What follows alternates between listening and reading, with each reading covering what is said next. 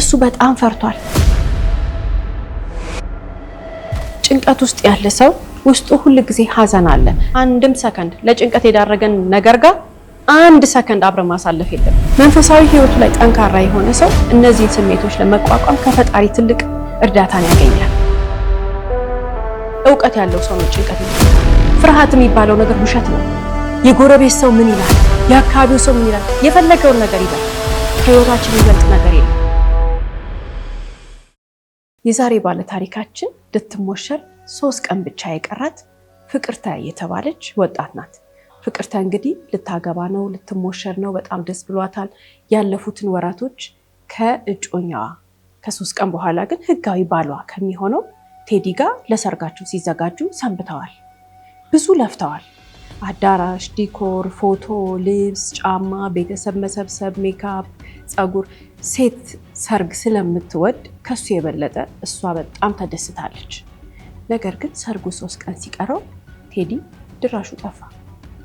ብትፈልገው ዘመዶቹ ቤት፣ ስራ ቦታው ብትሄድ፣ ጓደኞቹ ጋር ብትሄድ፣ የሚኖርበት ቤት፣ የትም ቦታ ቴዲ የሚባል ሰው ምድር ላይ መኖሩ እስከሚረሳ ድረስ አድራሻው ጠፍቷል።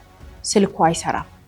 የሚያስገርመው ነገር ግን እሷ በትክክል ፈልጎ ወይንም ደግሞ ሆን ብሎ እሷን ላለማግባት ተደብቋል ብላ አላሰበችም። እየፈለገችው ነው።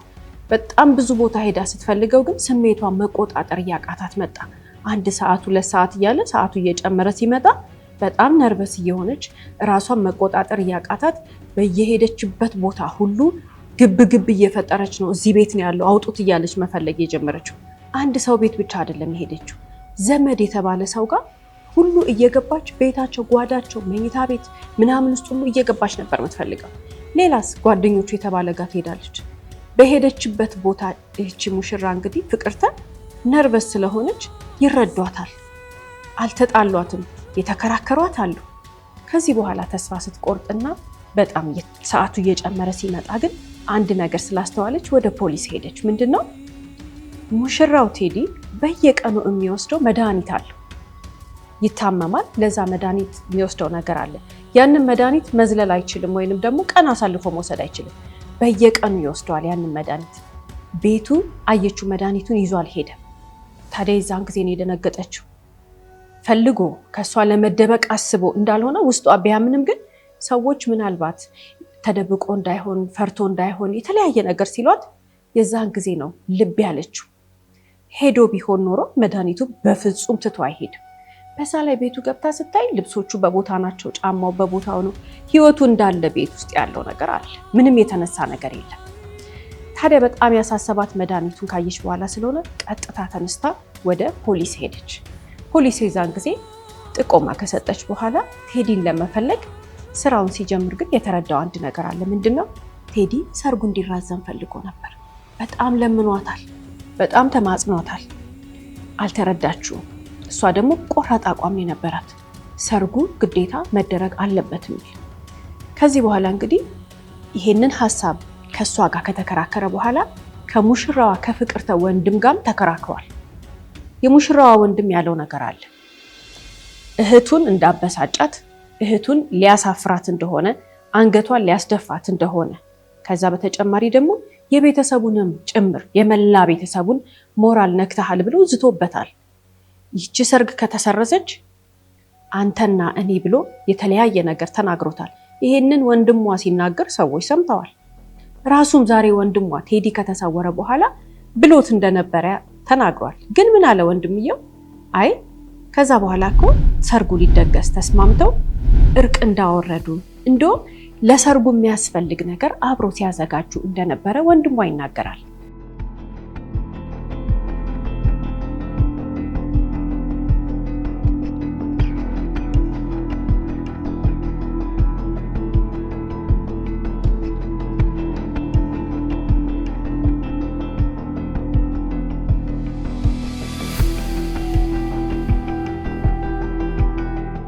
እውነትም ነው፣ ታርቀው ነበረ።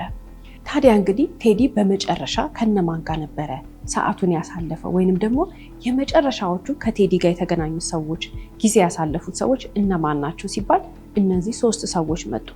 ይሄኛው ግለሰብ ወንድሟ ነው፣ ወይንም ደግሞ የፍቅርተ ወንድም ነው። እነዚህ እነማን ናቸው? እነዚህ ሁለት ግለሰቦች እነማን ናቸው ያልን እንደሆነ ይህችኛዋ ግለሰብ የቀድሞ ባለቤቱ የትዳሩ አጋር የልጆቹ እናት ስትሆን ይሄ ግለሰብ ደግሞ የልጆቹ እናት ወላጅ አባቷ ነው። ስለዚህ የቀድሞ ሚስቱና አባቷ ከቴዲ ጋር በዛች በጠፋበት የመጨረሻ ቀን ተገናኝተው ነበር። ለምንድን ነው የተገናኙት ያልን እንደሆነ ነው እንግዲህ ትልቁ ጥያቄ። ምንም እንኳን ከ2 ዓመት በፊት ቢለያዩም ላለፉት 2 ዓመታት ባይገናኙም እነዚህ ግለሰቦች ጋር ምንም አይነት ግንኙነት ባይኖርም ህጋዊ የፍቺ ወረቀት ወይንም ደግሞ የፍቺ ማስረጃ ቴዲ ከፍርድ ቤት አልወሰደም ነበር። ፍቺ አመልክተዋል። ታዲያ ሰዎች በትዳር ላይ ትዳር ነው እንደ መሰረተው ይላሉ። ሁለቱ ግለሰቦች ምንም አይነት ግንኙነት የላቸውም። ፍቻቸውን ለፍርድ ቤት አመልክተዋል። ግን ሁለቱም ሳይገኙ ይሄ ነገር ሳይጠናቀቅ ነው አሁን ለማግባት አስቦ የመጣው አይደል? ታዲያ ምን አደረገ ቴዲ? ወዲያውኑ ይህችኛዋን ፍቅርተ የተባለችውን ፍቅረኛውን ለማግባት ሲወስን ያንን ማስረጃ ለማውጣት ሲሯሯጥ ሰነበተና እንግዲህ ከመሰወሩ ከአንድ ቀን በፊት ተጠናቀቀ ወይንም ደግሞ ውሳኔ ወሰደ። በዛች ዕለት ውሳኔ ሲወስድ ግን ወደ ፍርድ ቤት የሄደው ውሳኔውን ለመውሰድ ከቀድሞ ባለቤቱና ከአባቷ ጋር ነበር። ውሳኔውን ከፍርድ ቤት አውጥተው ከጨረሱ በኋላ አንድ ላይ ተያይዘው ሄደው ሻይ ጠጥተዋል። ቁጭ ብለው እየተወያዩ ጊዜ አሳልፈዋል። ሊያገባ እንደሆነ አውቀዋል ሁለቱ። በእርግጥ አባቷና የቀድሞ ባለቤቱ ደስተኛ አልነበሩ። ጥሩ ፊትም አልነበረም የሰጣቸው። ቴዲ ግን ሊያግባባቸው ሞክሮ ነበረ። እንግዲህ መጀመሪያ ላይ ከወንድሟ ጋር ተገናኝተዋል። ወንድም ጋር ከአሁኗ ከሚያገባት ፍቅርተ ከተባለችው ሙሽራዋ ሴት ከሷ ወንድም ጋር ተገናኝተው አብረው ወደ ሱቅ ሄደው እንደውም ጫማ ገዝተው ለሰርጉ የሚሆን ከጨረሰ በኋላ ከሰዓት በኋላ ደግሞ ወደ ፍርድ ቤት ሄዶ የውሳኔ ወረቀቱን አውጥቶ አብሮ ከቀድሞ ባለቤቱና ከልጆቹ እናት ከሆነችው ግለሰብና ከአባቷ ጋር ሆኖ ሻይ ጠጥተዋል። ከዚህ በኋላ ግን ይሄ ግለሰብ ከማንም ጋር ስልክ አላወራም፣ ከማንም ጋር አልተገናኘም፣ ማንም አላየውም፣ ድራሹ ጠፋ። ታዲያ ግን በሚኖርበት አካባቢ በሰፈሩ አካባቢ ጃኬቱና ዋሌቱ ወድቆ ተገኘ። ይሄ ግለሰብ የሙሽራዋ ወንድም ተበሳጭቶ ገሎታል ወይንስ ደግሞ የቀድሞ ባለቤቱና አባቷ እንደተጠረጠረው ሁለቱ ተናደው የሆነ ጉዳት አድርሰውበታል ወይስ ደግሞ ራሱ ማግባት ስላልፈለገ ተሰውሯል? ይህንን ሊያውቅ የሚችለው ፖሊስ ብቻ ነው። ፖሊስ ጥቆማ ከደረሰው በኋላ ምርመራውን ጀምሮ ያገኘውን ውጤት የዚህን ግለሰብ መጨረሻ በዛሬ ስለ ሕይወት ፕሮግራም ይዘንላችሁ ቀርበናል። እስከ ፕሮግራማችን ፍጻሜ ድረስ አብራችሁን ቆዩ።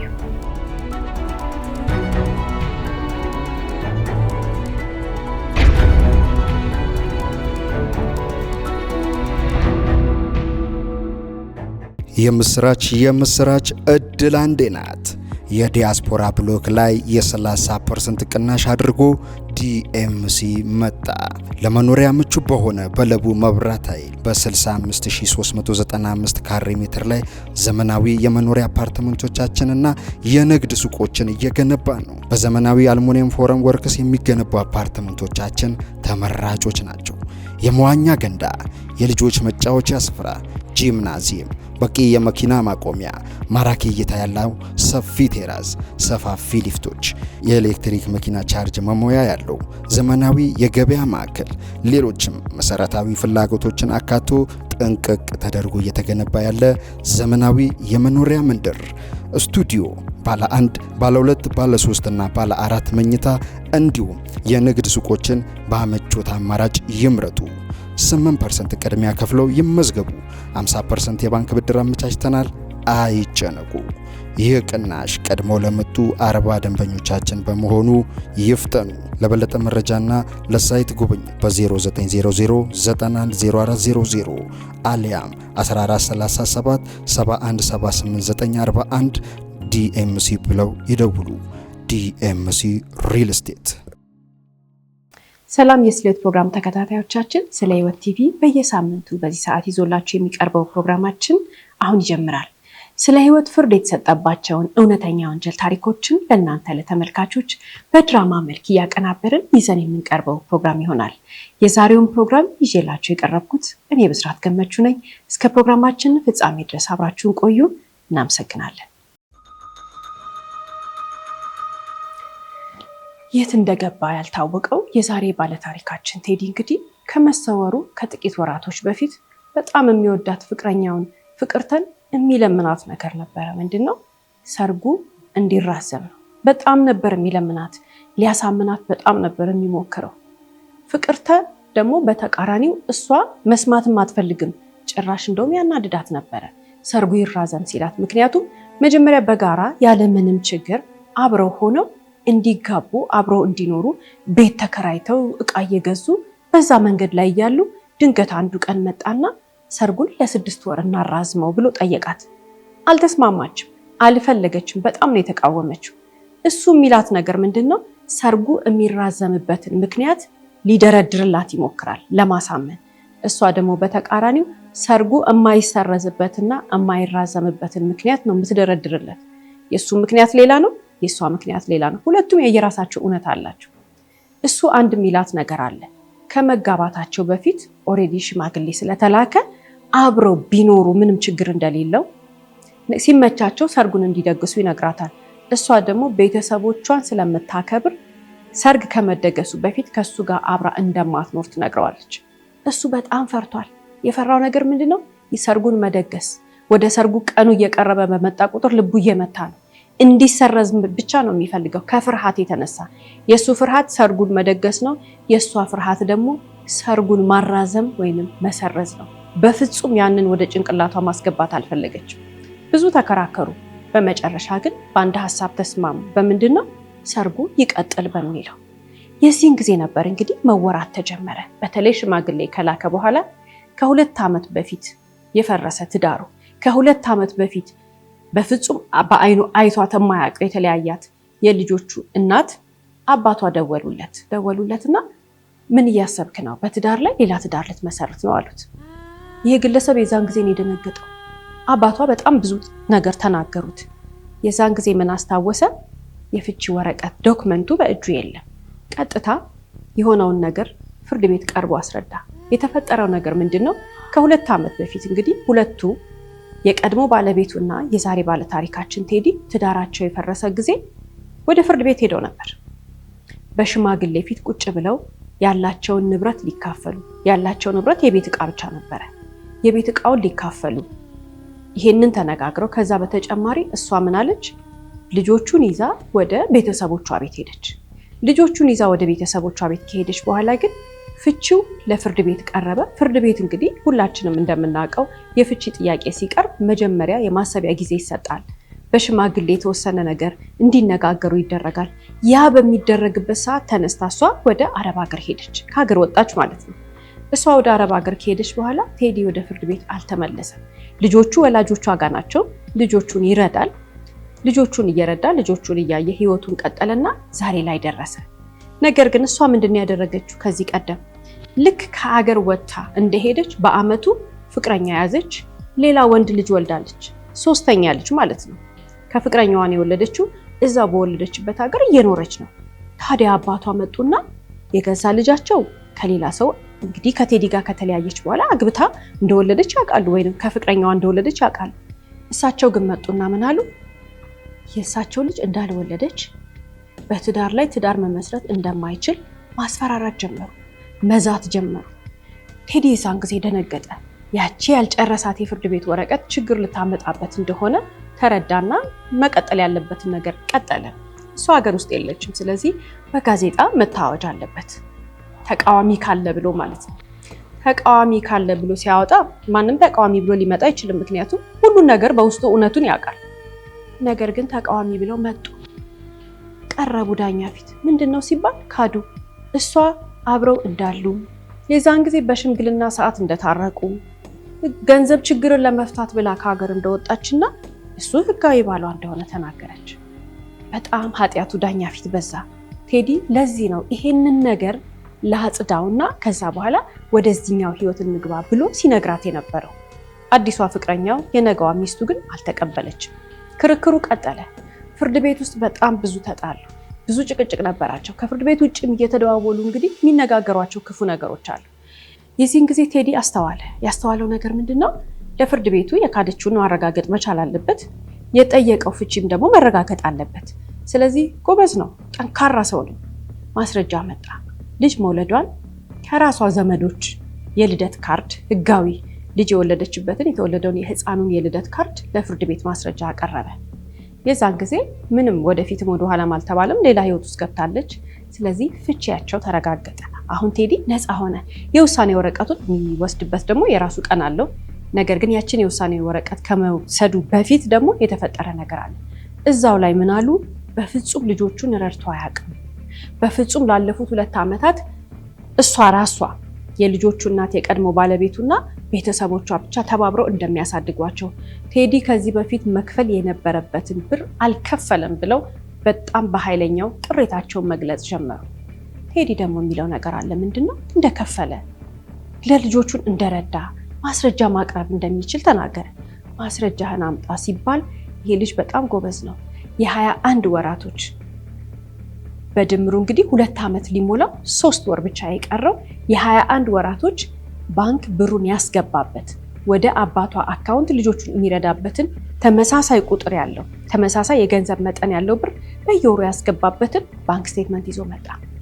አባትየው አላፈሩ።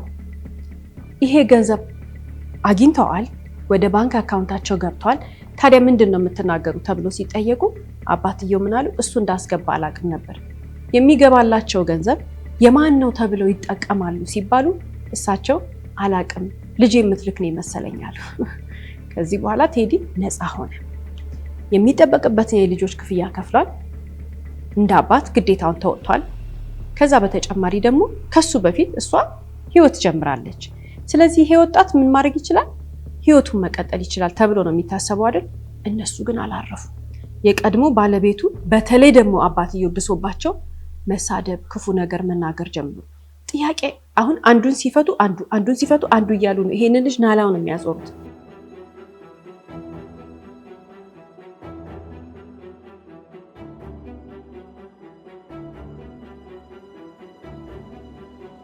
ምን አሉ? ከዛ ደግሞ በተለያዩ ሰዓት ላይ ንብረት አልተካፈሉም አሉ። እሺ እሱም በሽማግሌ ፍቱ ተባለ። ሽማግሌዎች ተመጡ። የነበራቸው ንብረት ተቆጠረ። ግምት ዋጋ ወጣለት። 124,000 ብር ነው የቤቱ ዕቃ ተባለ። ምክንያቱም በዛ ጊዜ የነበራቸው ንብረት ዋጋ ያ ነው። 124,000 ብር ሲባል ግን አባትየው በጣም ተናደዱ። እሳቸው ብዙ ብር ነው የጠሩት። ለልጃቸው የሚደርሰው ገንዘብ 600,000 ብር ስለሆነ 600,000 ብር ጥሬ ገንዘብ ይስጠናል። በዚህ ክርክር ውስጥ ነው የነበረው ቴዲ። በሌላ ህይወቱ ደግሞ ለሰርግ እየተዘጋጀ ነው። ቴዲ እንግዲህ ከቀድሞ ሚስቱ የልጆቹ እናት ማለት ነው ከሷ አባት ጋር በጣም ሲከራከሩ ከቆየ በኋላ ግን በስተመጨረሻ በህግ ፊት እንደገና ያቺ የነበረቻቸው የንብረት ክፍፍል ገንዘብ እውነትም 124,000 ብር የተገመተው የሱን ግማሹን ላንተ ወስደህ ግማሹን ለሷ ስጣት ከተባለ በኋላ 62,000 ብር ከፈላት። 62,000 ብር ሰጣቸው። አባትየው ባሰባቸው። ልጆቹን ውሰድ አሉት። ይሄ ልጅ ሊያገባ ትንሽ ጊዜ ነው የቀረው። ልጆቹን ውሰድ አሉት። እሺ አለ። አምጧቸው ልጆቹን አላሳድጋቸው አለ። አይሰጡትም። ዛሬ በዚህ ቀን በዚህ ሰዓት ናና ልጆቹን ተቀበል ይሉታል አይደል? በቦታው አይገኙም። ልቡን አደከሙት። እሱም ደግሞ ይመልስላቸዋል፣ ስልክ ያነሳል፣ በአካል ያገኛቸዋል፣ ይከራከራቸዋል፣ ሊያሳምናቸው ይሞክራል። አባትየው እና ልጃቸው በጣም ነበር ያስቸገሩ። ይሄ እንግዲህ የአንድ ሳምንት የአንድ ወር አይደለም፣ የወራቶች ክርክር ነበረ ሰርጉ ከመድረሱ በፊት። ታዲያ ሌላ ነገርስ ምንድነው የተፈጠረው ነገር ያለን እንደሆነ እኚህ አባት በቀን ሽማግሌ ይልኩበታል። ሊመልሳቸው የማይችል ቁጭ ብሎ መነጋገር እምቢ ሊል የማይችላቸውን ትላልቅ ሽማግሌዎች ይልኩበታል። ይሄ ወጣት በጣም ተጨነቀ። ቴዲ ግን በዚህ ብቻ አይደለም የሚጨነቀው። ይሄ ልጅ በጣም ጠንካራ ሰራተኛ ነው።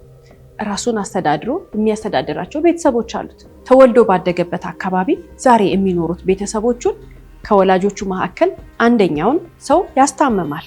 ህመምተኛው ቤተሰብ አለው። እህትና ወንድሞቹን ታናናሾቹን ኮሌጅ እየከፈለ ያስተምራል። ቤተሰቡን ያስተዳድራል።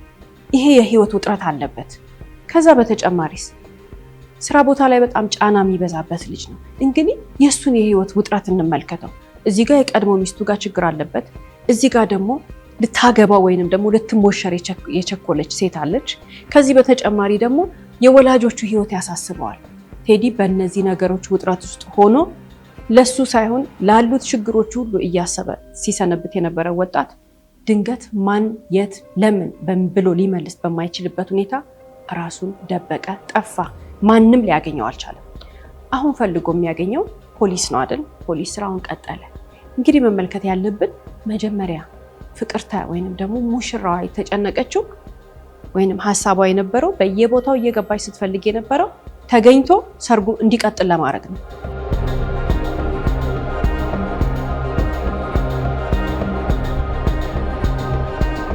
የእሷ ችግር አንድ ነው። ቶሎ ቴዲ ተገኝቶ ሰርጉ እንዲደገስ ማድረግ ብቻ ነበር ጭንቀቷ። ታዲያ 1 ቀን አለፈ፣ 2 ቀን አለፈ፣ የሰርጉ ቀን ደረሰ፣ ቴዲ የለም። አሁን እዛ ጋር ሲደርስ ነው እሷ መጨነቅ የጀመረችው። ምን ብላ የሆነ ነገር ሆኗል በህይወት የለም ማለት ነው ብላ መፍራት ጀመረች የበለጠ።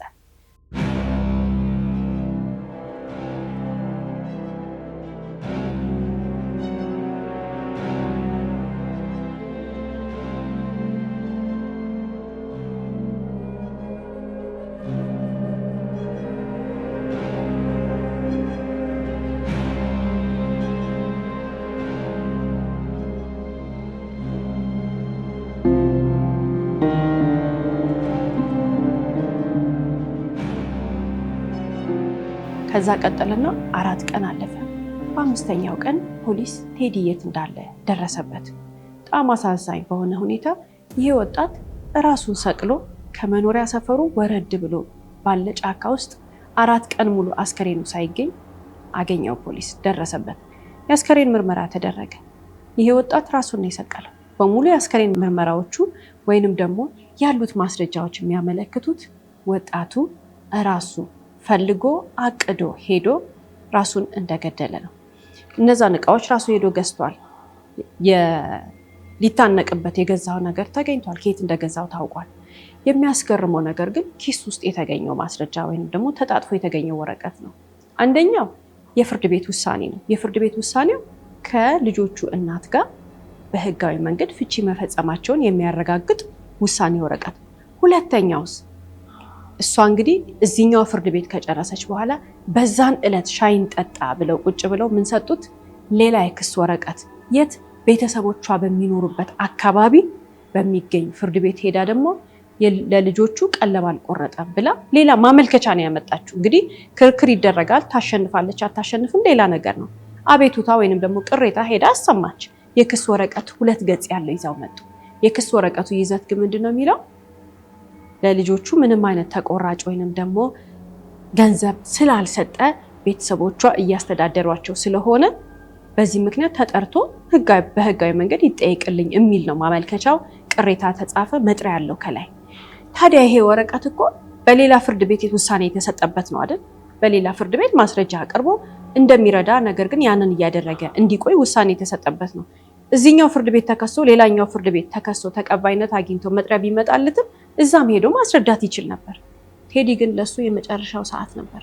በቃ ከዚህ በላይ ከነዚህ ሰዎች ጋር እየተከራከረ ሊሄድ አልቻለም ይላሉ ዛሬ ሰዎች ሲገምቱ። በሚያሳዝን ሁኔታ ግን ህይወቱን አጥቶ ነፍሱን ራሱ አጥፍቶ ተገኘ ማለት ነው። በጣም በሚያሳዝን ሁኔታ እንግዲህ ይሄ ግለሰብ ተጨንቆ ራሱን ውስጡን ስሜቱን መረበሹን መቋቋም አቅቶት ህይወቱን እንዳጠፋ ሊመሰክሩ የመጡ ብዙ ሰዎች አሉ ዛሬ ከሞተ በኋላ ህይወቱ ካለፈ በኋላ። በእርግጥ ፍቅረኛው ወይንም ደግሞ እጮኛው እሷን ብትሆን ፍቅርተ በጣም ነው የተጸጸተችው። እንዳልተረዳችው ገባት።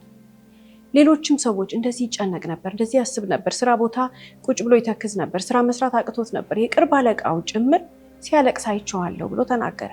የቅርብ አለቃው ጭምር በፍጹም እንደተረበሸ ተረድቶ እንደነበር ተናገረ። ግን ማንም አልረዳውም። ለሱ በየቀኑ ለአይምሮ የሚከብደውን ነገር የሚነግረውን የሚበዛበት እንጂ አንድም ችግሩን የፈታለት ሰው አልነበረም። በየአቅጣጫው ነው የተወጠረው ይሄ ሰው። በስተመጨረሻ እንግዲህ የወሰነውን ውሳኔ ወሰነ። ሁሉም ተጠርጣሪ የነበሩት ሰዎች ነፃ ወጡ። ወንድሟም በግሉ ሲያስጨንቀው ነበር፣ ሲዝትበት ነበረ። ይሄን ሰርግ ካልተደረገ እንደማይኖር ነበር የሚነግረው።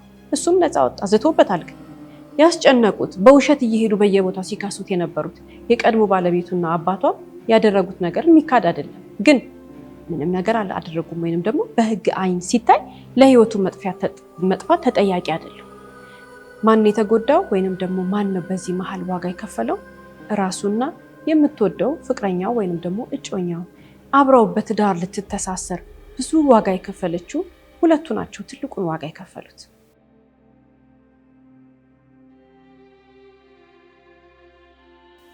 ሁልጊዜም እንግዲህ ከታሪኮቻችን መጨረሻ የምናነሳቸው በርካታ ሀሳቦች አሉ። የዛሬ ባለ ታሪካችን በጣም የሚያሳዝን ሰው ነው። ውስጡ የተቀመጠው ጭንቀት፣ ውስጡ የተቀመጠው ሀዘን፣ ውስጡ የተቀመጠው ተስፋ መቁረጥ እንግዲህ ምን ያህል ራሱን ቢጎዳው፣ ምን ያህል እሱ ውስጡ ቢጨነቅ ነው ይሄንን ውሳኔ በራሱ ላይ የወሰነው ብለን መገመት አያቅተንም። በሚያሳዝን ሁኔታ በርካታ ወጣቶች ይህንን ውሳኔ እየወሰኑ ህይወታቸውን እያጡ ይገኛሉ። መረዳት ያለብን ነገር እኛስ ራሳችንን መመልከት አለብን። ሁሉም ሰው በህይወቱ ዛሬ እዚህ ጋር በጣም ደስታን ያሳልፋል፣ ነገ ደግሞ ይፈተናል። የሚያስጨንቀው ነገር ሊመጣ ይችላል። ጭንቀት ውስጥ ያለ ሰው ውስጡ ሁል ጊዜ ሀዘን አለ። ራሳችንን መረዳት መቻል አለብን። ማዘን እኮ ቀናት አሉት አይደል? የሆነ ነገር ይገጥመናል፣ እናዝናለን፣ ከዛ ውስጥ እንወጣለን፣ ደግሞ እንደሰታለን። ህይወት እንደዛ ነው። ዛሬ የሆነ ነገር አለ፣ ነገ የሆነ ነገር አለ። እናዝናለን፣ እንደሰታለን። ነገር ግን ጭንቀት ውስጥ ያለ ሰው የማያቋርጥ የሀዘን ስሜት ይሰማዋል። የማያቋርጥ ደስታን የማጣት ስሜት ይሰማዋል። የማያቋርጥ ተስፋ የመቁረጥ ስሜት ይሰማዋል። ምንም ሳይሰራ ይደክመዋል። ከቤት መውጣት አይፈልግም ወይንም አትፈልግም። ከዛ በተጨማሪስ በፍጹም ብርሃን ማየት እስከሚያስጠላቸው ድረስ ቤት ውስጥ ይደበቃሉ። ተስፋ የመቁረጥ ስሜታቸው ምግብ ሁሉ መብላት ይከለክላቸዋል፣ ወይ ደግሞ ምግብ በጣም አብዝተው ይመገባሉ። ተቃራኒ ነው የሚሆነው።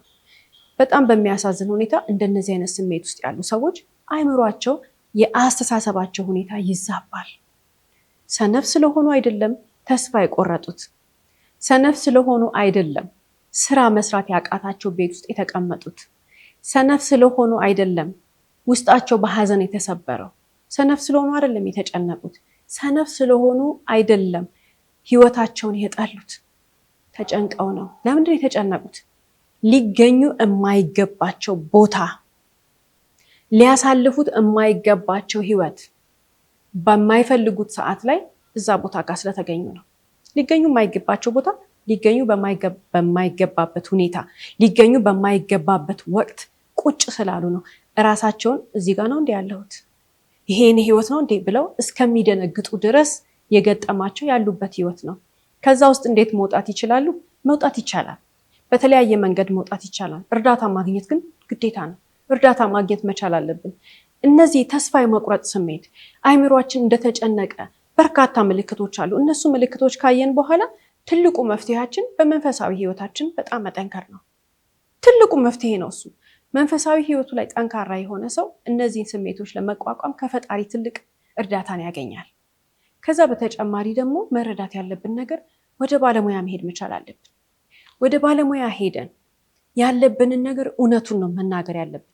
ባለሙያ ጋር ከሄዱ በኋላ ግማሹ መረጃ ሰጥተው ግማሹን የሚደብቁ ሰዎች አሉ። ያ በጣም ትልቅ ስህተት ነው። ባለሙያ ጋር ከደረስን በኋላ እውነቱን መናገር መቻል አለብን። ባለሙያ ጋር ከደረስን በኋላ አእምሯችን መታከም መቻል አለበት። ሌላውስ ባለሙያ ጋር መሄድ ያልቻለ ሰውስ? እንግዲህ ሁላችንም በህይወታችን የምናውቃቸው ሰዎች አሉ አይደል? የምናቀርባቸው፣ የኛ ናቸው የምንላቸው፣ በተለያየ መንገድ በህይወታችን ላይ ስኬታቸውን ወይንም ደግሞ ያሳለፉትን ነገር አይተን እንደ ምሳሌ ምንኮራባቸው የምንወዳቸው ሰዎች ይኖራሉ። ጓደኛ ስለሆነ፣ ቤተሰብ ስለሆነ፣ እህት ወንድም ስለሆነ፣ እናት አባት ስለሆነ ጭንቀታችንን ይፈታልናል ማለት አይደለም። እውቀት ያለው ሰው ነው ጭንቀት የሚፈታው። እሰየው እንደነዛ አይነት ሰዎች፣ የቅርብ ሰዎች፣ እህት ወንድም፣ እናት አባት፣ አክስት አጎት፣ የአክስት ልጅ ምናምን ጭንቀታችንን፣ ሀሳባችንን፣ እኛን የተጎዳንበትን ነገር ለመፍታት የሚያስችል እውቀት ካላቸው ድለኞች ነን። አብዛኛውን ጊዜ ግን አጠገባችን ያለ ሰው ያንን ሊረዳ የማይችልበት ሁኔታ አለ። ጭንቀት ያሳሰበንን ነገር፣ በውስጣችን የገጠመንን የምናሰላስለውን ፈተናችንን ማካፈል ያለብን ለሚያውቅ ሰው ነው። ቤተሰብ ሁሉ እውቀት አለው ወይንም ይፈታል ማለት አይደለም። ወይንም ደግሞ የምንነግረውን ነገር ያስተውላልና ለችግራችን መፍትሄ ያመጣል ማለት አይደለም። ትልቅ ማስተዋል ያለብን ነገር የሚያውቅ ሰው፣ የተረዳ ሰው ጋር ሄደን እርዳታ ማግኘት መቻል አለብን። ከዚህ ውስጥ የምንወጣበትን መንገድ ማመቻቸት መቻል አለብን። የጭንቀት ስሜት፣ የሀዘን ስሜት እያደገ ሲመጣ፣ እያደገ ሲሄድ፣ ውስጣችንን ያስጨነቀው ነገር እየበረታ ሲመጣ አእምሯችን ነው፣ አስተሳሰባችን ነው የሚዛባው። አእምሯችንና አስተሳሰባችን ሲዛባ ምን እንደምናረግ አናውቅም። ለዚህ ነው በርካታ ሰዎች ህይወታቸው ላይ እርምጃ የሚወስዱት። ልብ ማለት መቻል አለብን። ይሄ ወደ አእምሮ አስተሳሰብ መዛባት የሚያበቃ አይነት ጭንቀት ውስጥ ሰው እገባለው ወይንም ደግሞ እንዲህ አደርጋለሁ እዛ ውስጥ መሆን ፈልጎ የገባ የለም። ምንድነው እዚህ ውስጥ ያስገባን ብለን ማስተዋል መቻል አለብን። ምንድነው የሚያስጨንቀን ነገር? ምንድነው እርብሽ የሚያደርገን ነገር? የት ከመጣው በኋላ ነው የምረበሽ ያለሁት? ምን ከጀመርኩኝ በኋላ ነው የምረበሽ ያለሁት ብለን ራሳችንን ማየት መቻል አለብን። የት ከገባን በኋላ፣ ከማን ጋር ከተዋወቅን በኋላ፣ ስራ ነው፣ ሪሌሽንሽፕ ነው፣ የፍቅር ግንኙነት፣ ጓደኛ ነው ወይስ ከዘመድ የመጣ ነገር አለ? ምን ውስጥ ከገባን በኋላ ነው? ካስተዋልን ቀኗን ሁሉ እናስተውላታለን፣ እናቃታለን። መቼ እንደጀመረን መጨነቅ የጀመርነው መቼ ነው? ማን አጠገቤ ከመጣ በኋላ ነው መጨነቅ የጀመርኩት? ወደ እኔ ህይወት ከመጣ በኋላ ነው የህይወታችን አቅጣጫ ህይወቴ ወዳልተገባ መንገድ መሄድ የጀመረው የሚለውን ካስተዋልን በኋላ አንድም ሰከንድ ለጭንቀት የዳረገን ነገር ጋር አንድ ሰከንድ አብረን ማሳለፍ የለብን። ካወቅነው ከተረዳነው በኋላ ከዛ ነገር ራሳችንን ማግለል ነው ያለብን። ያስጨነቀን ነገር አይምሯችን ማሰብ እስከሚያቅተው ድረስ፣ አስተሳሰባችን እስከሚዛባ ድረስ ሀሳብ የሆነብን ነገር ማለት ከኛ ጋር አብሮ መሄድ የሌለበት ነው። ስራም ይሁን ሪሌሽንሽፕም ይሁን ስጋ ዝምድናም ይሁን ጉርብትናም ይሁን ለአይምሯችን ጭንቀት ከፈጠረብን ወዲያውኑ ከዛ ነገር መራቅ ነው ያለብን። አጠገባችን መሰንበት የለበትም። ከራሳችን በላይ ምንም ይበልጥ ነገር የለም። ብዙ ዋጋ ሊያስከፍለን ይችላል። የትኛውንም ዋጋ እንክፈል። ትልቁ ግን ማድረግ ያለብን ራሳችንን የምንወድ፣ ራሳችንን የምናከብር፣ ለራሳችን ህይወት የምናስብና ለራሳችን ህይወት ቅድሚያ የምንሰጥ ከሆነ ምንም አይነት ሁኔታ ይሁን ምንም ዋጋ ያስከፍለን የመጀመሪያው ለራሳችን የምንሰጠው ትልቁ ውለታ፣ ለራሳችን የምንሰጠው ትልቁ ስጦታ ምንድን ነው? ከሚያስጨንቀን ነገር አጠገብ መለየት፣ ከሚያስጨንቀን ነገር አጠገብ ድምፁን አለመስማት፣ በአይናችን አለማየት። ስለሚያስጨንቀን ነገር ማውራትም መወያየትም አያስፈልግም። ጭንቀት የሚፈጥር ነገር ማለት ጨለማ ነው። ጭንቀት የሚፈጥር ነገር ማለት ከክፉ የሚመጣ ነገር ነው። እኛ ሰዎች የተከበርን የፈጣሪ ፍጥረቶች ነን አይደል? እኛን ፈጣሪ ሲፈጥረን ሊያስጨንቀን አይደለም። የፈጣሪ የሚፈትነን ፈተና ሁላችንም እንደየእምነታችን ፈተናችንን ፈጣሪያችን ረድቶን እናልፈዋለን። ይሄ የሚያስጨንቅ ውስጥን ርብሽብሽ የሚያደርግ ውስጥን እረፍት የሚነሳ ነገር ግን ከክፉ የመጣ ነው። ከዛ ውስጥ መውጣት ነው ያለብን። ከዛ ውስጥ ራሳችንን መነጠል ነው ያለብን። አለበለዚያ ራሳችንን እንጎዳለን፣ የምንወዳቸው አጠገባችን ያሉትንም ሰዎች እንጎዳለን ማለት ነው። ሌላው እዚህ ታሪክ ላይ የምንመለከተው እንግዲህ የቀድሞ ባለቤቱ ወይንም ደግሞ የልጆቹ እናት እና አባቷ ያደረጉትን ነገር ነው። አባቷ የፈጸሙት ተግባር ነው። እነዚህ ሰዎች ከ2 ዓመት በፊት በሽማግሌ ፊት ተስማምተው ቁጭ ብለው የተለያዩ ሰዎች ናቸው። መለያየት ብቻ ሳይሆን እሷ ሄዳ የራሷን ህይወት መርጣለች፣ ልጅ ወልዳለች፣ ሌላ ህይወት ውስጥ ገብታለች፣ ልጆቿን ለቤተሰቦቿ ሰጥታለች። መስመር የያዘ መለያየት ነው አይደል? አንዳንድ ሰዎች ከትዳር ከተለያዩ በኋላ ወይንም ከፍቅር ግንኙነት ከወጡ በኋላ ተስማምተው ከተረሳሱ በኋላ የት ነች ወይንም የት ነው? ምን እያደረገ ነው? ምን እያደረገች ነው? ህይወቷ የት ገባ? ህይወቱ የት ገባ? በቃ እነዛ ሰዎች ለስሙ ተለያይተዋል እኮ። አይጠያየቁም፣ አይደዋወሉም፣ ተረሳስተዋል ብለን ነው የምናስበው አይደል? አንደኛው ሰው ግን የራሱን ህይወት መኖር የማይችለው ይሄ የአይምሮ ህመም ነው። አይምሮ ህመም ውስጥ ስላለ ነው ያ ሰው። አስተሳሰቡ የተዛባ ሰው ስለሆነ የተወቹ ፍቅረኛውን ወይንም ደግሞ በትዳር ተፋተው የየራሳቸውን ህይወት የመሰረቱ የቀድሞ የትዳር አጋሩን ወይንም የትዳር አጋሯን የትገባ የትገባች እያሉ ሰላማቸውን ከማጣታቸው የተነሳ ያ ተፋቶ የራሱን ህይወት የጀመረውንም ሰው ሰላም ያሳጣሉ። ከዛ ከወጡበት ህይወት፣ ከዛ ከተፋቱት ህይወት ወይንም ከዛ ከቆመ የፍቅር ግንኙነት ውስጥ መላቀቅ ስለሚያቅታቸው ያንን ሰው ቀንና ማታ እያሰቡት ስለሚኖሩ የራሳቸውን ህይወት ያቆሙና እዛኛው ህይወት ውስጥ ይገባሉ። ለዚህ ነው የዛሬ ባለ ታሪካችን አባቷም ጭምር እንዴ ተቃዋሚ አለው ተብሎ በጋዜጣ ሲወጣ እኮ ከውጭ ሀገር መጣች አለው ብላ ምን ለማድረግ? ይሄ አይምሮ ህመም ነው። ይሄ አስተሳሰብ ችግር ነው። እንደነዚህ አይነት ሰዎች አልላቀቅ የሚሉ ሰዎች ከገጠሙን ምንድነው ማድረግ ያለብን? ከፈራን አካሄዳቸው ህገወጥ ነገር የሚያደርጉ ከመሰለን፣ ጥቃት የሚያደርሱብን ከመሰለን ለፖሊስ ማሳወቅ ትልቁ መፍትሄ ነው። ገፍተው የሄዱበት ነገር ካለ ደግሞ ህግ ፊት ማቆም፣ ፍርድ ቤት ይዘናቸው እንሂድ።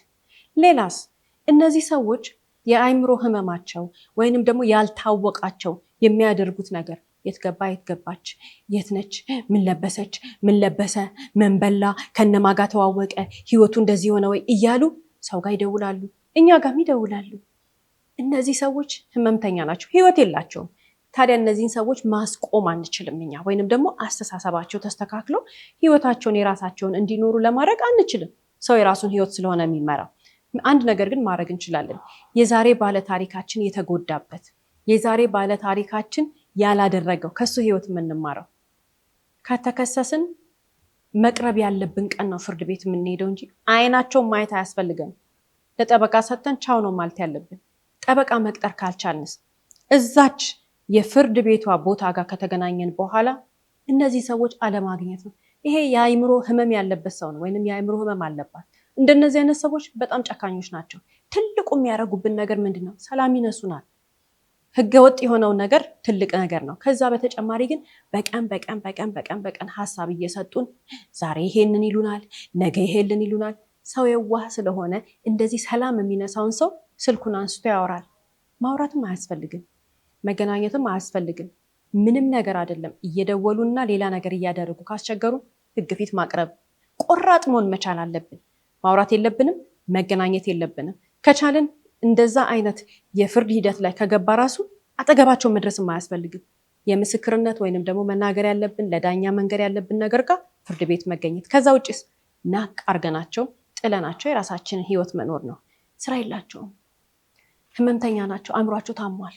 እንደነዚህ አይነት ሰዎች በባህሪያቸው ቢጠና ቢመረመሩ፣ ማንነታቸውን ቢታከሙ እንደዚህ አይነት እንትን የሚባል በሽታ ይገኝባቸዋል፣ ወይንም ደግሞ እንትን የሚባል ሜንታል ኢልነስ ይገኝባቸዋል።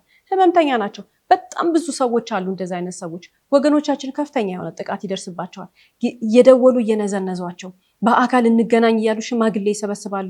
ኖ ቆራጥ ሰው፣ የሚሰራውን የሚያውቅ ሰው፣ ህይወቱን አስከብሮ የሚኖር ሰው እንኳን አይደለም እየተደወለ ሊነዘነዝ፣ እንኳን አይደለም ሽማግሌ እየተባለ በአካል እየተገናኙ እንዲህ እያደረጉ ሰዓታቸውን ሊፈጁባቸው ይቅርና እንዲያስቧቸው እንኳን እድል አይሰጡም። ሪሌሽንሽፑ ተቋረጠ፣ አለቀ። አቋም አላቸው። በቀኝ ቢኬድባቸው፣ በግራ ቢኬድባቸው፣ በፊት ቢኬድባቸው፣ በኋላ ሰው ቢያንጋጉ፣ ስልክ ቢደውሉ፣ ምን ቢሉ ፍንክች ማይል ማንነት ካለን ተስፋ ይቆርጣሉ። ያ ነገር እየደበዘዘ ይሄዳል። እኛም ደበዘዘም አልደበዘዘም እነዛን ሰዎች ከአይምሯችን ማውጣት አለብን። ለምን? አስተሳሰባችንን ይበሉብናል፣ በረከታችንን ይበሉብናል። ከህይወት ከወጣ በኋላ አንድ ሰው ከተለያየ በኋላ ከዛ ሰው ጋር ድጋሚ እየተገናኙ መከራከር፣ ከዛ ሰው ጋር ጊዜ ማጥፋት፣ አንቺ እንዲያርገሽ፣ አንተ እንዲያርገህ፣ አንቺ በዚህ ገባሽ፣ አንተ በዚህ ገባ፣ ይሄንን አይነት የህይወት ንትርክ ከተለያየ ነው ሰው ጋር የምናሳልፍ ከሆነ ይዘው ለመጡት አርስት መልስ የምንሰጣቸው ከሆነ በእውነት ተሞኝተናል፣ ራሳችንን አናከብርም ማለት ነው። ፈልገናል፣ ወጥተናል፣ ከዛ ህይወት ቆርጠናል አይደል? ከዛ በኋላ ያ ሰው እንደሞተ ነው መቁጠር ያለብን። ይኑር ህይወቱን ወይንም ትኑር ህይወቷን። ነገር ግን ክርክር አያስፈልግም። ክርክር ብዙ ጣጣን ይዞ የሚመጣው የአእምሮ ጭንቀት ያመጣል። ከዛ በተጨማሪ ወደ ወንጀል ይገባል። ሰዓታችን ይበላል፣ በረከታችን ይጠፋል። ለስራ፣ ለኛ፣ ለህይወታችን፣ ለምንወዳቸው ምናልባትም ልጆች ካሉ ለልጆቻችን ሊሰጥ የሚገባው ሰዓታችን ከነሱ ጋር በመነጋገር 30 ደቂቃ አናግረውን 30 ሰዓት እንናደዳለን፣ 3 ቀን እንናደዳለን። ተገቢ አይደለም። ብልጥ መሆን መቻል አለብን። ከሚያናድደን ነገር፣ ከሚያበሳጨን ነገር፣ ጭንቀት ውስጥ ከሚያስገባን ነገር የምንርቅ ከሆነ ህይወታችንን በአግባቡ ነው የምንሄደው። ያ ማለት ከክፉ ራቅን ማለት ነው። ከጨለማ መንፈስ ራቅን ማለት ነው። የሚነዛነት ከሚጨቀጭቅ ነገር ራቅን ማለት ፈጣሪ የሰጠንን ህይወት አክብረን ከፈጣሪ ጋር ሆነን እየኖርን ነው ማለት ነው። ነዝናዛ፣ ጨቅጫቃ፣ ይሄ በየቀኑ እንደዚህ ያደረገ የአእምሮ ጭንቀት ከሚጭንብን ሰው ጋር ለመላቀቅ የወሰንን ቀን ህይወታችንን በአግባቡ ለመምራት ወስነናል ማለት ነው። የዛሬ ባል ታሪካችን እንግዲህ ሳሚ ፍቅረኛው ፍቅርተ ብዙ ሰዎች ይወቀሷታል። ምን አለበት ሰርጉ ይራዘም ሲላት እሺ ብትል ኖሮ፣ ምን አለበት ሰርጉ ይራዘም ሲላት ብትቀበለው ኖሮ ይሄኔ በህይወት ይኖር ነበር። የጠየቃት እኮ 6 ወር ነው ያሉ ሰዎች አሉ። ፍቅርተ ላይ ለመፍረድ የማንችለው ለምንድን ነው? የማህበረሰባችን አፍስ፣ የኛ አፍስ፣ የኛ ወቀሳስ፣ የኛ ማሽሟጠጥስ፣ እከሌና እከሌ እኮ ሰርጋቸውን ሰረዙ፣ እከሌና እከሌ እኮ ተፋቱ፣ እከሌና እከሌ እኮ ተጣሉ እያልን ሰው ላይ የምናሽሟጥጠው ጎጂ ባህላችንስ? ይሄ ነው እንግዲህ ወንድሞቻችንና እህቶቻችን የኛን አፍራቻ፣ የኛን ሐሜት ፍራቻ፣ የኛን ወቀሳ ፍራቻ አፋችን ጆሮአችን ጋር እስከሚደርስ ድረስ ስለምናሽሟጥጥባቸው ነው ዛሬ በርካታ ሰዎች ሐሜትን ይሄንን ጎጂ ልማድ ፈርተው ሰው ምን ይለኛል የሚለው ነገር አይምሯቸውን ተቆጣጥሮት ከህይወታቸው በልጦባቸው ዛሬ በየቦታው ነፍሳቸውን እያጠፉ ያሉት። ይሄንን ባህላችንን ማስተካከል መቻል አለብን። ታዲያ ይሄን ጎጂ ልማድ ሰውን ማማት፣ ሰውን በቃ ሁሉ ነገር ፐርፌክት እንዲሆን ከመጠበቅ ከሌኮ እንደዚህ ሆነች ከሌኮ እንደዚህ ሆነች እያሉ የምናማበትን ነገር ለማስተካከል ጊዜ ይወስዳል። ከአንድ ጀነሬሽን ወደ ሌላኛው ጀነሬሽን እየተስተካከለ ይመጣል። እስከዛ ድረስ ግን እኛን ራሳችንን ማስተካከል መቻል ያለብን። ፍርሃት የሚባለው ነገር ውሸት ነው። ሰው ምን ይለኛል የሚባለው ነገር ውሸት ነው። የፈለገውን ይበል፣ ምን ያመጣል? ከኛ ከነፍሳችን የሚበልጥ ነገር አለ? ከኛ ከራሳችን የሚበልጥ ነገር አለ? ምንድነው የመጨረሻ የሚመጣው ነገር? ሰዎች አሙን፣ ሰዎች የተለያየ ነገር አደረጉ፣ ሰዎች እንዲህ ብለው ተናገሩ። ከዛስ ይበሏ፣ ይናገሯ። ምንም ያመጡት ነገር የለም። በተለይ በወጣትነት እድሜ ክልል ውስጥ ሴትም ይሁን ወንድ ሐሜትን ፍራቻ፣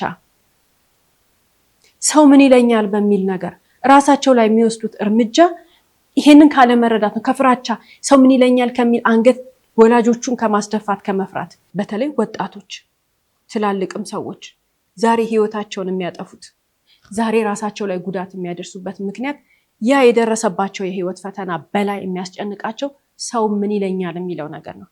ቤተሰቦቻቸውን ያስባሉ፣ ጓደኞቻቸውን ያስባሉ፣ የአካባቢያቸውን ሰው ያስባሉ፣ የሰውን ምላስ ይፈራሉ። ፍርሃት ይሄ መሆን የለበትም።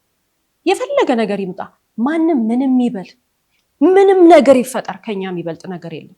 እነንትና ያወራሉ ያውሯ፣ እነንትና ያማሉ ይሟ፣ እነሱን ማስቆም አይቻልም። ሐሜተኛ፣ ይሄ አሽሟጣጭ የወጣቶችን እድሜ እየበላ ያለ፣ ወጣቶችን ህይወት እየቀጠፈ ያለ ጎጂ ልማዳችን ወጣቶችን አንገት እያስደፋ እነከሌ ወላጆችን እንደዚህ ብለው ያሟቸዋል፣ የጎረቤት ሰው ምን ይላል፣ የአካባቢው ሰው ምን ይላል፣ የፈለገውን ነገር ይበል፣ ከህይወታችን የሚበልጥ ነገር የለም። በተለይ በወጣትነት እድሜ ክልል ውስጥ ያሉ ህፃናት ታዳጊ ልጆች ልብ ማለት ያለባቸው በርካታ ሴቶችም ወንዶችም በዚህ ቀንበር ውስጥ ተቀብረው እየኖሩ ነው፣ በፍርሃት ውስጥ። አንዳንድ ሴቶች እህቶቻችን የማይሆን ቪዲዮ ለፍቅረኛቸው ይልኩና ያንን እለቃለሁ ሲላቸው ሄደው ራሳቸውን ያጠፉ በስለ ህይወት ፕሮግራማችን ላይ ተመልክተናል። አንቺ ያለሽ ሰውነት የተለየ ነው። አንቺ ያደረግሽው ነገር በምድር ላይ ያልተደረገ ነገር ነው። አንተ የሚያስፈራሩህ ነገር የተለየ ነገር ነው። ምንም የሚያስፈራ ነገር የለም። በምድር ላይ አዲስ ነገር የለም። ጥፋት ነው፣ ጥፋት ነው። የምናጠፋው ሰው ስለሆንን ነው። ጉድሽን አወጣለሁ፣ ጉድህን አወጣለሁ፣ እንዲያረግሻለሁ፣ እንዲያረግሻለሁ አርገው ነው ማለት ያለብን።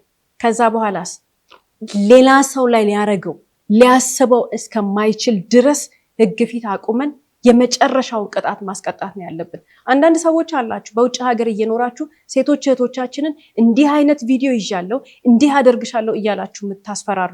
እንኳን እዚህ ሀገር አልኖራችሁ ለምን ቅጣቱ ይቀልላችሁ ነበር። ያላችሁበት ሀገር ደግመህ የውጭውን ብርሃን እስከማታይ ድረስ የሚያስፈርድ ፍርድ ይፈረድብሃል። የዋህ እህቶቻችን እባክህ እባክህ እያሉ ይለምናሉ አይደል እንዴ? እስከዛሬ ድረስ እንደዛ ብለዋቸዋል። ኑኛ ጋር እንደዛ እያሉ የሚያስፈራሯችሁ ካሉ ጠበቃ እናገናኛቸዋለን። መፈጠሩን እስከሚጠላ እናቱ ሆድ እስከሚገባ ድረስ የሚያደርግ ህግ ነው። ከዚች አየር መንገድ ወጣ ብለን አውሮፓና አሜሪካ በተለይ ያገኙታል። ጉዳቸው ነው የሚፈላው። እናቱ ሆድ ገብቶ እስከሚደበቅ ድረስ ከዛ በኋላ ያገኛታል። ወረቀት የሌላቸው እንደዚህ የሚያደርጉ ሰዎች አሉ። የመኖሪያ ፍቃድ የሌላቸው። ቅጣትህን ጨርሰህ ማረሚያ ቤት ገብተህ ቅጣትህን ከጨረስክ በኋላ ነው ወደ ሀገርህ የምትመጣው ዲፖርት የምትደረገው እንጂ ቀጥታ አምጥቶ ወንጀለኛ ዲፖርት የሚያደርግ ህግ የለም። በአንድ ሀገር ውስጥ ሆኖ ሴትን ልጅ የራቁት ቪዲዮና የራቁት ምስል ይዞ አስፈራርቶ የተገኘ ግለሰብ ማለት መጀመሪያ ያለበት ሀገር ቅጣቱን ይጨርሳል። ከዛ በኋላ እንደ ሀገሩ ህግ ነው የሚቀጥለው ህይወቱ ምን ይሆናል። አብዛኛውን ጊዜ ግን አይወጡም። ይሄ በጣም ትልቅ ወንጀል ነው። ሴቶች እህቶቻችን አታልቅሱ። እራሳቸው በራሳቸው ላይ ፈርደው ነው እንዲህ የሚያደርጉት። አንድ ቃል አንድ ነገር እንደዚህ አይነት ነገር የተናገራትን ሴት ወይንም ደግሞ አንድ ነገር እንደዚህ እያደረገ ያስፈራራ ወንድ ማለት አንገቱ ላይ ገመድ ያስገባ ነው፣ ጉድህ ነው። ይህ በዚህ ዘመን ሴት ልጆቻችን ወጣቶቹ ራሳቸውን እንዳይገነቡ እንዲህ አይነት እንቅፋት የሆነ ሰው ወጥተው እንዳይሰሩ ወጣትነታቸውን የመማሪያና የመስሪያ ዘመናቸውን ይሄን ቪዲዮ አወጣለሁ፣ ይሄን ምስል አወጣለሁ ብሎ የሚያስፈራሯቸውን ተባብረን ወደ ህግ አቅርበን ከማረሚያ ቤት እንዳይወጣ ማድረግ የኛ ኃላፊነት ነው። እያንዳንዳችን ኃላፊነት አለብን። ከዛ በተጨማሪ ደግሞ ሴቶች እህቶቻችን አወጣለሁ አለሽ ያውጣ። ያንቺ የተለየ ነገር የለው። በምድር ላይ ሰው ያላረገውን ነገር አይደለም ያደረግሽው። ማድረግ አልነበረብሽም፣ ግን ሆነ ነው። ከዚህ ውጭ ግን ሴቶች እህቶቻችን ይሄንን ፕሮግራም እየተመለከታችሁ ያላችሁ በየትኛውም መንገድ በፈለጋችሁት ሁኔታ አንድ ሰው ከአገር ውስጥም ይሁን ከአገር ውጪ እንዲህ አይነት ማስፈራሪያ የሚያደርስባችሁ ሰው በነፃ ጠበቃ እንሰጣችኋለን። በነፃ ጠበቃ እናገናኛቸዋለን። ያለበት ቦታ ላይ ሆኖ ቅጣቱ እንዲቀበል ማለት ነው። ብዙ ጊዜ ውጭ ሀገር ሲሆን የማይገኙ ይመስላቸዋል። እዛ ይብሳል። እዛ ነው ጉድህ የሚፈላ። እዛ ነው የምትገረፈው። እዛ ነው አንተ የታጠቅከው ሱሪ እስከሚወልቅ ድረስ መከራህን የምትበላው፣ ወንድነትህን የምታጣው እንጂ አገር ውስጥማ ፍርዱ ቀለል ሊል ይችላል። አገር ውስጥም ቢሆን ለነዛ አይነት እህቶቻችን ፋይት እናደርጋለን። ይሄ የግል ኃላፊነታችን ነው። እዚህ ላይ ወንዶችም ሴቶችም ልብ ማለት መቻል አለብን። ይሄ የወንድና የሴት ጾታ ተመርጦ ፋይት የምናደርግበት ኢሹ አይደለም። ምክንያቱም በርካታ አባቶች፣ በርካታ ወንድሞቻችን እህታቸው ለፍተው ያሳደጓት ልጃቸው በእንደነዚህ አይነት ነገር ተጠቂ ሆነው ሴቶቹ ህፃናቶቹ ራሳቸውን አጥፍተው አንገታቸውን ሰብረዋል። ማን ወንድ እህቱ እንድትደረግ ይፈልጋል? ማን ወንድ መልካም ወንድሞቻችን ልጆቻቸው እንዲደረጉ አይፈልጉም? ይሄ እዚህ አይነት ኢሹ ላይ እጅ ለእጅ ተያይዘን ነው ፋይት ማድረግ ያለብን። ይሄ ቀላል ነገር አይደለም። እንዴት እንደሚያሳዝኑ ልጆቹ አንገታቸውን ደፍተው ሞራላቸውን አጥተው በቀን እየተጨነቁ ራሳቸውን ሊያጠፉ። ይሄ በዚህኛው ክፍለ ዘመን የለም። ሌባ በሉት እንዲህ የሚላችሁን ሰው እንዲህ አይነት ነገር አለሽ እኔ ጋርና እንደዚህ ያደርግሻለሁ ካለሽ ያለሽበት ፖሊስ ጣቢያ ጋር ካልተቀበሉሽ ነይ ወደኛ፣ እኛ ወደ ህግ እናገናኝሻለን። ነይ ወደኛ፣ እኛ አሪፍ ጠበቃ ቀጥረን ይሄንን ግለሰብ ዋጋውን እናሰጠዋለን። እንዲህ የሚባል ነገር የለም። በዚህኛው ክፍለ ዘመን ሴት ልጆቻችን፣ ሴት እህቶቻችን በእንዲህ አይነት ነገር አያለቅሱ። ይሄ ቆራጥ አቋም የሚያዝ ነገር ነው። እንደዚህ አደርጋለሁ የሚልን ወንድ ደጋረገ አርገው ብለሽ ነው እንጂ መንገር ያለብሽ እንዳትለምኝ። ዓላማውና የእሱ ፍላጎት አንድ ነገር ነው። ምንድነው? አስፈራርቶሽ በረከትሽን፣ ቀንሽን፣ እድሜሽን፣ ያለሽን ነገር ተማሪ ከሆንሽ ትምህርትሽን እንድታቆሚ፣ ሰራተኛ ከሆንሽ ስራሽን እንድታቆሚ ነው። እዚህ ጋር መደራደር የሚባል ነገር የለም። ደግበሽ እንደዚህ ብላ ያስፈራራሽን ሰው ስልኩን እንዳታነሺ፣ ቀጥታ ማስረጃሽን ያዥና አጠገብሽ ላለ ፖሊስ ጣቢያ ሂጂ። የቻልሽውን ያህል ፋይት አርጊ። ካቃተሽ ግን ወደኛ ነው። እኛ ወደ ህግ የምትሄጅበትን ፍትህ የምታገኝበትን መንገድ እንሰጥሻለን። አገር ውስጥ የሚሆን ውጭ ሀገር ያላችሁበት ሀገር ከህግ ባለሙያ ጋር እናገናኛችኋለን። ይሄ የእያንዳንዳችን እያስደሰተን የምናደርገው ነገር ነው። እንደነዚህ አይነት ሰዎች እጃቸውን ማግኘት አይደለም ወይም መቀጣት ብቻ አይደለም ያለባቸው፣ መልሰው ይሄንን ነገር እንዳያስቡት የሚያደርጋቸው ቦታ ነው መቀመጥ ያለባቸው። የምስራች እድል አንዴ ናት። የዲያስፖራ ብሎክ ላይ የ30% ቅናሽ አድርጎ ዲኤምሲ መጣ። ለመኖሪያ ምቹ በሆነ በለቡ መብራት ኃይል በ65395 ካሬ ሜትር ላይ ዘመናዊ የመኖሪያ አፓርትመንቶቻችንና የንግድ ሱቆችን እየገነባ ነው። በዘመናዊ አልሙኒየም ፎረም ወርክስ የሚገነቡ አፓርትመንቶቻችን ተመራጮች ናቸው። የመዋኛ ገንዳ፣ የልጆች መጫወቻ ስፍራ፣ ጂምናዚየም፣ በቂ የመኪና ማቆሚያ፣ ማራኪ እይታ ያለው ሰፊ ቴራዝ፣ ሰፋፊ ሊፍቶች፣ የኤሌክትሪክ መኪና ቻርጅ መሙያ ያለው ዘመናዊ የገበያ ማዕከል፣ ሌሎችም መሰረታዊ ፍላጎቶችን አካቶ ጥንቅቅ ተደርጎ እየተገነባ ያለ ዘመናዊ የመኖሪያ መንደር፣ ስቱዲዮ፣ ባለ 1፣ ባለ 2፣ ባለ 3 እና ባለ 4 መኝታ እንዲሁም የንግድ ሱቆችን በአመቾት አማራጭ ይምረጡ። 8% ቅድሚያ ከፍለው ይመዝገቡ። 50% የባንክ ብድር አመቻችተናል። አይጨነቁ። ይህ ቅናሽ ቀድሞ ለመጡ 40 ደንበኞቻችን በመሆኑ ይፍጠኑ። ለበለጠ መረጃና ለሳይት ጉብኝ በ0900 910400 አሊያም 1437 7178941 ዲኤምሲ ብለው ይደውሉ። ዲኤምሲ ሪል ስቴት። እስከ ፕሮግራማችን ፍጻሜ ድረስ አብራችሁን ስለቆያችሁ እናመሰግናለን። ሳምንት በተመሳሳይ ሰዓት በአዲስ ታሪክ እንደምንቀርብ እየገለጽን እንደተለመደው በአድራሻችን አስተያየቶቻችሁን ላኩልን። እስከ ሳምንት ድረስ ቸርን ሰንብት።